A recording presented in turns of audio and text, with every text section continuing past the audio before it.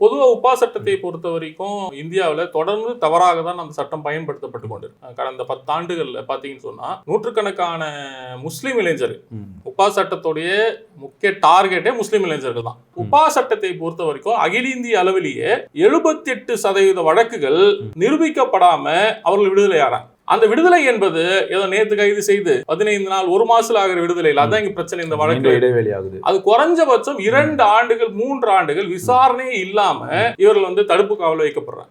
அதுல இன்னொரு பிரச்சனைனா, இப்போ ஒரு காவல்துறை ஏதோ ஒரு வழக்குல உங்களே இல்லை என்ன யாரையோ ஒருத்தர் கைது செய்துன்னு சொன்னா நீதிமன்றத்துல காவல்துறை தான் நிரூபிக்கணும். காவல்துறை இவர் இந்த தவறை செய்தார் அப்படின்ற சாட்சியங்களை கொண்டு நிப்பாட்டி நிரூபிக்கணும். ஆனா உப்பா சட்டத்தின் பொறுத்த வரைக்கும் காவல்துறை நிரூபிக்க வேண்டிய அவசியமே இல்லை, சம்பந்தப்பட்டவன் நிரூபிக்கணும். இப்ப நான் தீவிரவாதின்னு சொல்லி இந்த அரசு இந்த காவல்துறை எனக்கு கைது செய்துன்னு சொன்னா நான் தீவிரவாதி இல்லைன்றத யார் ப்ரூவ் பண்ணனா குற்றவாளி நிரூபிக்கணும். இது எப்படி சாத்தியமானது?